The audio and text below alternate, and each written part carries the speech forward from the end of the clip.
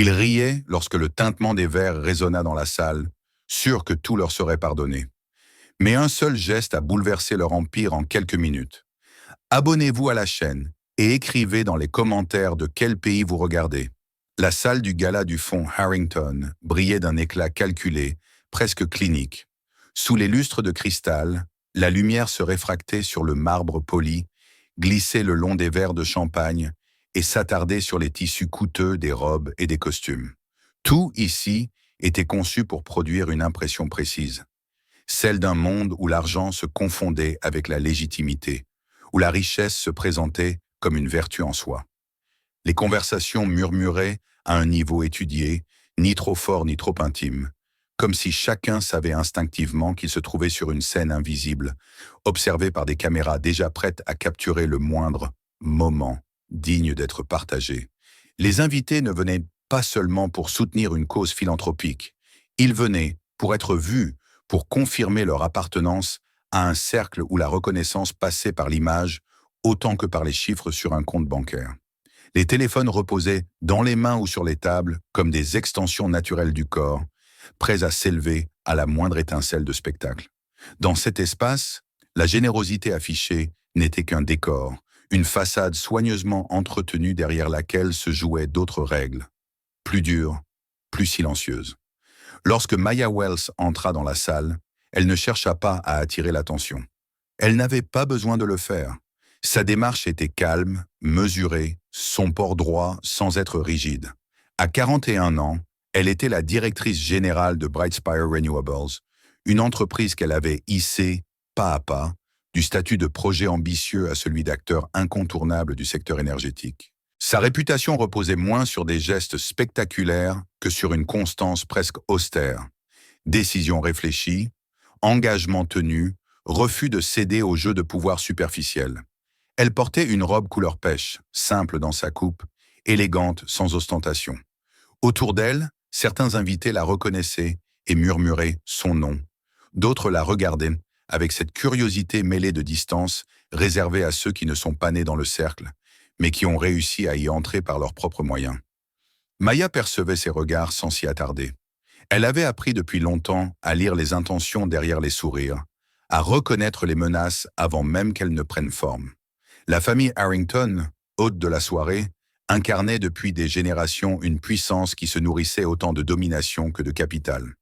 Leur empire n'était pas seulement bâti sur des contrats et des acquisitions, mais sur une habitude profondément ancrée, celle de tester les limites des autres, d'humilier pour rappeler l'ordre établi, de transformer les individus en accessoires, dès lors qu'ils ne faisaient pas partie du noyau dur.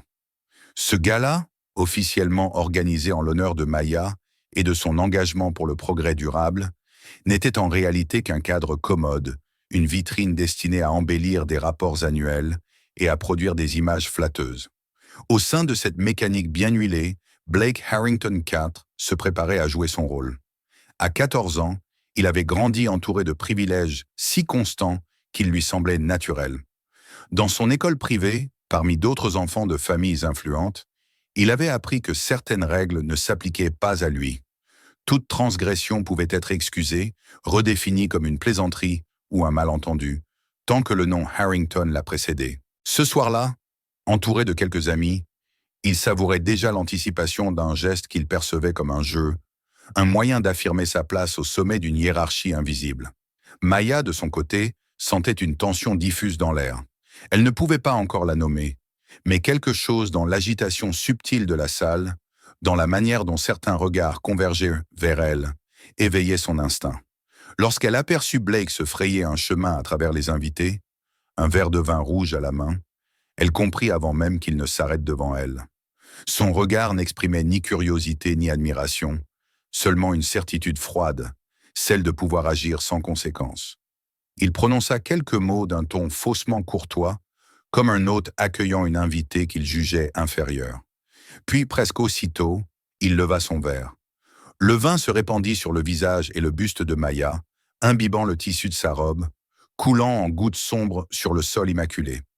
Pendant une fraction de seconde, le temps sembla se suspendre. Un murmure parcourut la salle, rapidement remplacé par un bruissement plus intense. Les téléphones se levèrent presque à l'unisson. Certains invités riaient, d'autres observaient avec une fascination avide. Candice Harrington, la mère de Blake, applaudit comme si elle venait d'assister à un tour de magie réussi. Richard Harrington, son père, afficha un sourire contrôlé, un masque de bienveillance qui ne parvenait pas à dissimuler la satisfaction glacée dans ses yeux. Pour eux, ce n'était ni un accident, ni un écart. C'était une démonstration. Maya resta immobile. Le vin continuait de goûter sur le marbre, chaque éclaboussure résonnant dans le silence relatif qui s'était installé. Elle sentait le poids de l'attente collective, cette pression invisible qui exigeait une réaction précise. On espérait une explosion, une indignation qui permettrait ensuite de la qualifier d'instable, d'excessive. On espérait qu'elle se plierait, qu'elle confirmerait la place que l'on voulait lui assigner. Elle fit exactement l'inverse. Elle prit une serviette qu'un serveur, hésitant, lui tendait et essuya calmement son cou. Sans hâter le pas, sans chercher à se justifier, elle se dirigea vers la scène. Les projecteurs accentuaient les taches sombres sur sa robe, mais son visage demeurait impassible, concentré. La salle, déconcertée, suivait chacun de ses mouvements. Arrivée au pupitre, Maya posa les mains de part et d'autre du micro. Elle n'éleva pas la voix. Elle n'en avait pas besoin. Elle expliqua d'un ton parfaitement posé que Bright Spire Renewables mettait immédiatement fin aux négociations en cours avec Harrington Power.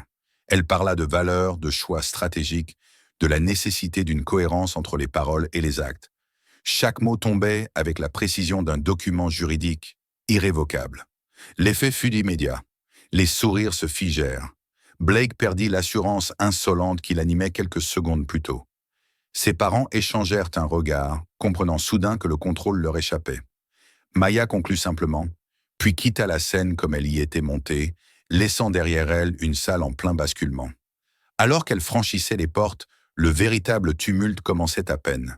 Les vidéos circulaient déjà, et ce qui avait été pensé comme une humiliation se transformait, sous les yeux de tous, en le premier acte d'une chute annoncée. Lorsque Maya monta dans la voiture qui devait la ramener chez elle, le calme feutré de l'habitacle contrastait violemment avec l'agitation laissée derrière elle. À travers la vitre teintée, les lumières de la ville glissaient comme des traînées floues, et ce mouvement continu donnait l'impression trompeuse que le monde avançait normalement, alors que quelque chose venait de se fissurer de manière irréversible. Son téléphone vibrait sans cesse sur le siège voisin, affichant une succession ininterrompue de messages, d'alertes, de notifications. Elle n'en ouvrit aucun tout de suite. Elle savait déjà ce qu'il contenait. Quelques minutes plus tard, la voix calme de Noah King, son directeur de la communication, rompit le silence. Il ne parlait pas vite, mais chaque phrase portait le poids d'une situation qui s'emballait. La vidéo circulait partout, bien au-delà des cercles habituels de la presse économique. Les chaînes d'information demandaient des commentaires, les réseaux sociaux se remplissaient de réactions contradictoires et le nom de Harrington Power apparaissait désormais associé à des mots que l'entreprise n'avait jamais voulu voir liés à sa marque. Noah ne cherchait pas à la rassurer. Il se contentait de lui transmettre des faits, conscient que Maya préférait toujours la clarté à l'illusion. Elle écoutait, le regard fixé sur la route, tout en sentant la fatigue s'installer lentement dans ses muscles. Le vin avait été essuyé, mais l'humiliation persistait comme une sensation incrustée sous la peau. Pourtant, au-delà de cette gêne intime, elle éprouvait une certitude froide. Ce qu'elle avait fait était nécessaire. Revenir en arrière aurait signifié accepter les règles du jeu des Harrington, et elle savait trop bien ce que coûtait ce genre de compromis. Au fil des heures, le récit se transforma. Ce qui avait commencé comme un scandale mondain prenait une autre dimension. Des voix s'élevaient, racontant des expériences similaires, évoquant des humiliations subies dans des contextes professionnels, des silences imposés par la peur de perdre un emploi ou une réputation. Le nom de la famille Harrington revenait, parfois de manière directe, parfois en filigrane, comme un symbole d'un système plus vaste. Maya comprit que l'histoire ne lui appartenait déjà plus entièrement. Chez elle, la nuit était avancée. Elle prit une douche longue, presque mécanique, laissant l'eau chaude couler comme si elle pouvait emporter avec elle les images de la soirée. Devant le miroir, elle observa un instant son reflet.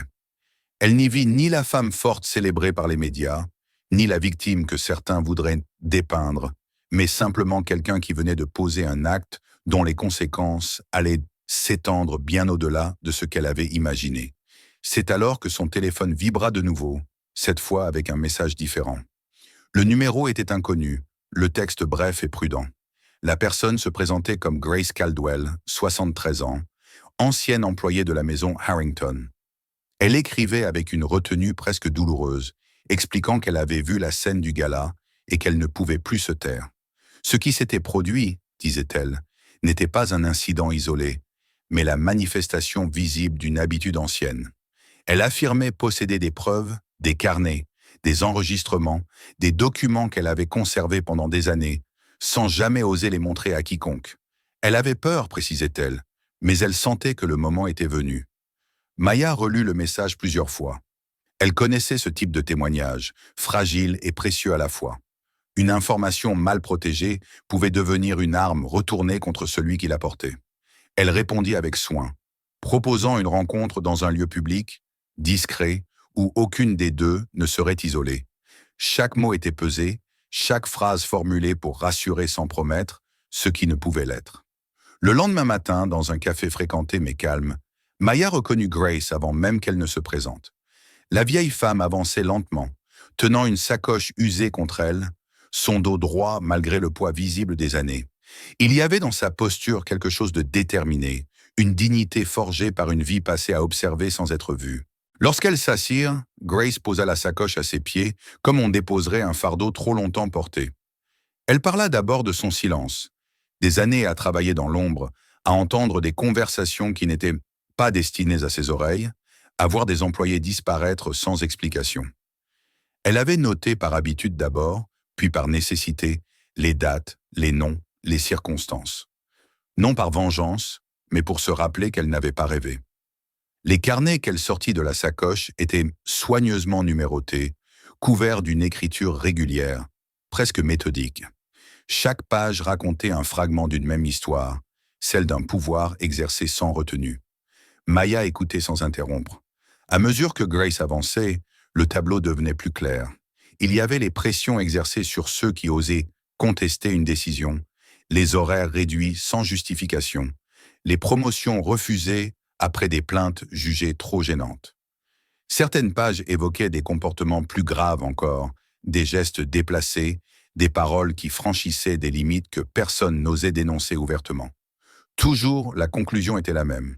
L'employé finissait par partir, remplacé par quelqu'un de plus docile. Puis Grace sortit un petit dictaphone. Les enregistrements étaient anciens, parfois de mauvaise qualité, mais les voix qu'on y entendait étaient reconnaissables.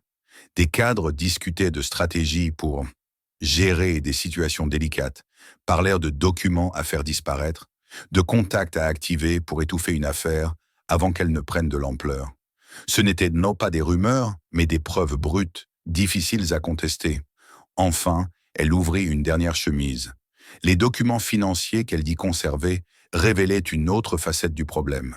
Des montages complexes, des contrats fictifs, des flux d'argent qui semblaient destinés à masquer des déficits et à retarder des audits menaçants. À cet instant, Maya comprit pourquoi la rupture de la négociation avait provoqué une réaction si violente. La transaction avec Brightspire n'était pas un projet d'avenir, mais une tentative désespérée de colmater le passé. En quittant le café, Maya savait qu'elle ne pouvait plus se contenter de protéger sa propre entreprise. Elle contacta immédiatement son avocate, Lauren Price, et demanda à Noah de se joindre à eux. Les heures suivantes furent consacrées à l'examen minutieux des documents, à la création de copies sécurisées, à la mise en place de mesures de protection pour Grace. Chacun mesurait l'ampleur du risque, mais aussi celle de l'opportunité. Ce qu'ils tenaient entre leurs mains dépassait largement le cadre d'un conflit personnel. Alors que la nuit retombait, Maya sentit le poids de la responsabilité s'alourdir. Elle avait franchi un seuil invisible. Ce qui avait commencé par un geste d'humiliation publique se transformait en une confrontation avec un système entier. Et elle savait, avec une lucidité presque douloureuse, que les Harrington n'allaient pas rester immobiles face à une menace de cette ampleur. Les jours qui suivirent la rencontre avec Grace Caldwell furent marqués par une accélération brutale des événements. Maya avait à peine eu le temps d'organiser la protection des documents et de sécuriser les copies que le premier coup tomba. Un courrier officiel, rédigé dans un langage juridique froid et précis, l'informait qu'une plainte venait d'être déposée contre elle par Richard Harrington. Les accusations parlaient de diffamation, de rupture abusive de négociations et de préjudice économique. Ce n'était pas seulement une démarche judiciaire, mais un signal. Les Harrington n'avaient aucune intention de se défendre sur le terrain des faits. Ils attaquaient là où ils savaient être les plus dangereux, dans les méandres d'une procédure capable d'épuiser même les adversaires les plus solides. Lauren Price, l'avocate de Maya, ne manifesta aucune surprise en parcourant les documents. Elle expliqua calmement que ce type de plainte servait rarement à gagner un procès. Son objectif réel était de créer une pression constante, d'obliger l'adversaire à se justifier, à dépenser du temps et des ressources, à douter. Maya écoutait sans interrompre, consciente que la bataille qui s'ouvrait serait longue et asymétrique. Elle comprenait aussi que cette action n'était qu'un prélude. Très vite, la machine médiatique se mit en marche. Des articles apparurent, d'abord prudents, puis de plus en plus orientés. On y décrivait Maya comme une femme brillante, mais impulsive, prête à transformer un incident en crise majeure pour servir ses propres intérêts. Certains commentateurs évoquaient son caractère supposément agressif. D'autres insinuaient qu'elle avait volontairement dramatisé la situation pour attirer l'attention. Peu à peu, le geste de Blake Harrington passait au second plan, remplacé par des analyses sur la personnalité de Maya, sur sa capacité à diriger une entreprise dans un contexte de tension. Dans les bureaux de Brightspire Renewables, l'atmosphère changea. Des partenaires appelèrent pour demander des explications. Des investisseurs exprimèrent leurs inquiétudes. Les banques annoncèrent des vérifications de routine, gelant temporairement certaines opérations. Rien n'était présenté comme une sanction, mais l'effet cumulatif était dévastateur. Maya voyait se dessiner une stratégie qu'elle connaissait trop bien. Étouffer une entreprise non par une décision brutale, mais par une série de gestes administratifs qui, mis bout à bout, paralysaient son fonctionnement. Noah King tentait de contenir la situation. Il préparait des réponses, surveillait les tendances sur les réseaux sociaux, ajustait le discours public. Mais il savait que la vérité, aussi solide soit-elle, avait besoin de temps pour s'imposer. Et le temps était précisément ce que les Harrington cherchaient à voler. Chaque heure de doute, chaque titre ambigu jouait en leur faveur. Puis vint le coup le plus violent. Lors d'une interview largement diffusée, la famille Harrington présenta Blake comme une victime. Le garçon apparaissait en larmes, parlant de peur, de confusion, d'une pression qu'il n'aurait pas su gérer. Après ce témoignage soigneusement orchestré, une vidéo fut diffusée.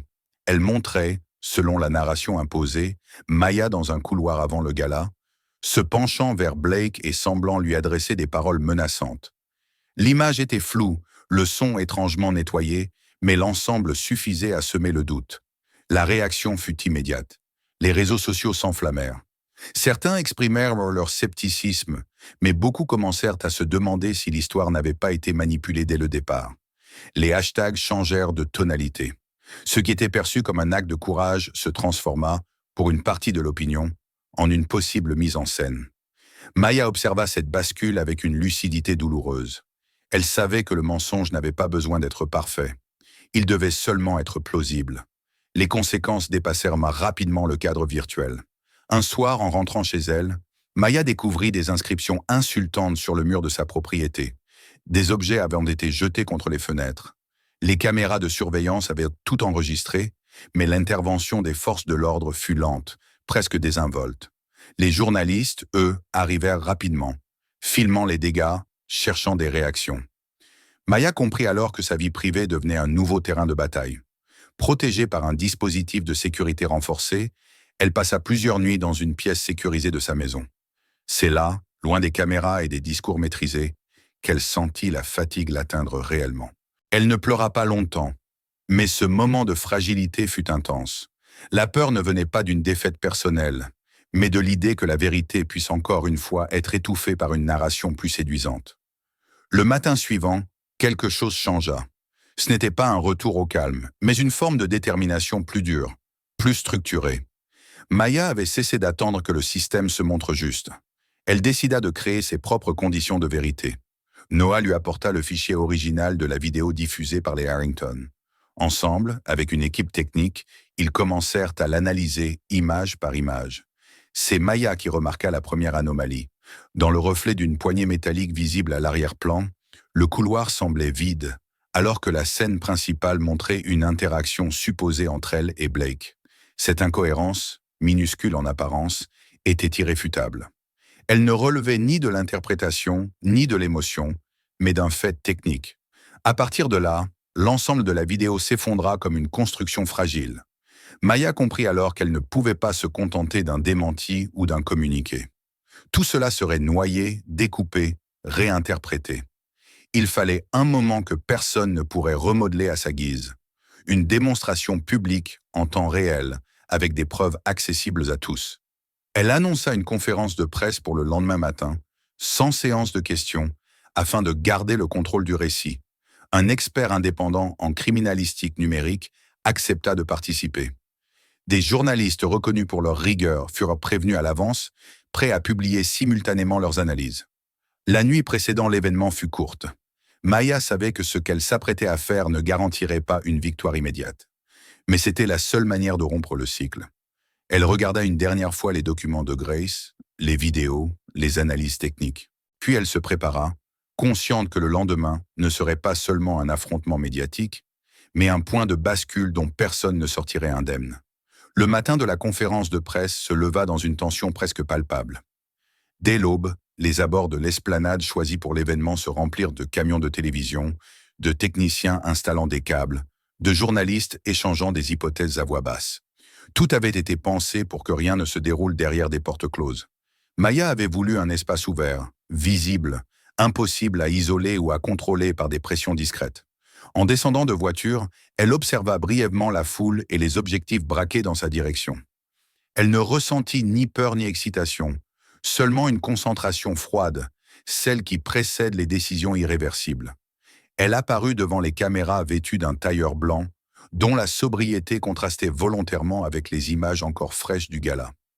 Ce n'était pas un symbole d'innocence, mais une affirmation silencieuse. Elle s'avança jusqu'au pupitre sans hâte, consciente que chaque pas serait analysé, interprété, décortiqué. Derrière elle, un écran géant attendait, prêt à projeter ce que beaucoup considéraient déjà comme un pari risqué. Maya commença par rappeler brièvement les faits, sans emphase ni pathos. Elle expliqua pourquoi elle avait refusé de répondre par des communiqués fragmentés, pourquoi elle avait choisi de montrer plutôt que de commenter. Puis elle fit signe à l'équipe technique. La vidéo diffusée par les Harrington apparut à l'écran. Les images défilèrent, familières à tous ceux qui les avaient vues circuler en boucle. Maya laissa le silence s'installer avant de reprendre la parole, guidant le regard du public vers des détails précis, des angles, des ombres que personne n'avait pris le temps d'examiner. L'expert en criminalistique numérique prit alors le relais. Sa voix était posée, presque professorale. Il expliqua les traces de montage, les incohérences temporelles, les artefacts invisibles pour un œil non averti. Puis il s'arrêta sur le reflet métallique de la poignée de porte, montrant comment il révélait l'absence de toute interaction réelle dans le couloir. À cet instant, un frémissement parcourut l'assistance. Ce n'était plus une question d'opinion ou de crédibilité personnelle. C'était une démonstration. Lorsque Grace Caldwell monta sur scène, l'atmosphère changea encore. La vieille femme avançait lentement, mais sans hésitation. Sa présence, fragile en apparence, imposait un respect immédiat. Elle ouvrit l'un de ses carnets et lut à voix haute quelques passages, évoquant des années de silence, de peur, de petites humiliations accumulées. Elle parla de collègues disparus des listes du personnel sans explication, de conversations entendues tard le soir, de décisions prises comme si les êtres humains n'étaient que des variables ajustables. Les mots étaient simples, mais leur poids immense. Les documents financiers projetés ensuite achevèrent de déplacer l'affaire sur un autre terrain. Les schémas, les contrats fictifs, les flux d'argent expliquaient ce que les déclarations publiques n'avaient jamais révélé. Maya fit le lien, calmement, entre ces pratiques et la nécessité pressante qu'avaient les Harrington de conclure un accord avec Brightspire. Ce partenariat n'était pas une vision d'avenir, mais une tentative de masquer des failles anciennes avant qu'elles ne soient exposées. La réaction fut presque immédiate. Tandis que la conférence se poursuivait, des notifications commencèrent à apparaître sur les écrans des journalistes. Des agences de régulation annonçaient l'ouverture d'enquêtes. Des partenaires commerciaux prenaient leur distance publiquement. Les marchés réagirent avec une brutalité que personne ne chercha à tempérer. Les actions de Harrington Power chutèrent si rapidement que les échanges furent suspendus pour éviter une panique incontrôlée. Dans les heures qui suivirent, les images se succédèrent à un rythme implacable. Des agents fédéraux pénétrèrent dans les bureaux de l'entreprise, sous l'œil attentif des caméras. Richard Harrington fut conduit hors du bâtiment menottes au poignet, son visage fermé trahissant une incompréhension presque naïve. Candice Harrington vit son téléphone saisi, un geste banal en apparence, mais lourd de sens pour une femme habituée à ce que la moindre difficulté se règle par un appel. Blake, lui, disparut rapidement de l'espace médiatique. Les autorités annoncèrent qu'il serait placé dans un programme de suivi psychologique obligatoire, reconnaissant implicitement qu'il avait grandi dans un environnement où la cruauté était normalisée. Pour Maya, la victoire n'avait rien de triomphal. Les jours suivants furent encore marqués par des interrogations, des menaces anonymes, des nuits où le sommeil se faisait rare. Sa mère l'appelait souvent, la voix tremblante, inquiète pour sa sécurité. Mais quelque chose avait changé en profondeur. Elle n'était plus seule face à une machine impersonnelle. Autour d'elle, les employés de Brightspire se rassemblèrent dans le hall de l'entreprise, l'accueillant par des applaudissements discrets, sincères. Le conseil d'administration confirma son soutien sans réserve, conscient que céder maintenant reviendrait à légitimer des méthodes qu'il ne pouvait plus ignorer. Dans les semaines qui suivirent, Maya transforma ce qui aurait pu rester un simple scandale en un projet durable. Elle annonça la création d'un fonds de protection des lanceurs d'alerte, portant le nom de Grace Caldwell. Un institut indépendant vit le jour, offrant assistance juridique, soutien médiatique et archivage sécurisé à ceux qui, jusqu'alors, n'avaient eu d'autre choix que le silence. Dans un ancien bâtiment bancaire réhabilité, des bureaux s'ouvrirent, non comme un monument à une victoire personnelle, mais comme une infrastructure destinée à rendre la vérité moins fragile. Un mois plus tard, Maya reçut une invitation pour une cérémonie officielle. Le lieu choisi était le même que celui du gala où tout avait commencé. Elle hésita un instant avant d'accepter, puis comprit que refuser serait laisser ce lieu conserver un pouvoir qu'il n'avait plus. Lorsqu'elle entra dans la salle, un silence respectueux s'installa, bientôt suivi d'un mouvement collectif. Les invités se levèrent. Ce n'était pas un hommage à la chance ou au succès, mais à une forme de courage qui avait trouvé une structure pour durer. En quittant la salle ce soir-là, Maya repensa au vin rouge qui avait coulé sur sa robe des semaines plus tôt. Les taches n'avaient jamais complètement disparu. Elle sourit à cette pensée. Elle n'était pas une marque de honte, mais le point de départ d'un changement. Elle s'éloigna dans la nuit avec la certitude que la justice, pour être plus qu'un mot, avait besoin d'être construite, protégée et transmise. Et pour la première fois depuis longtemps, ce travail avait réellement commencé. Merci d'avoir regardé cette histoire jusqu'au bout. Abonnez-vous à la chaîne pour ne pas manquer les prochaines vidéos et n'oubliez pas de consulter les prochains épisodes. Des dénouements encore plus surprenants vous y attendent. Partagez cette vidéo avec vos amis si elle vous a captivé et écrivez dans les commentaires de quel pays vous venez.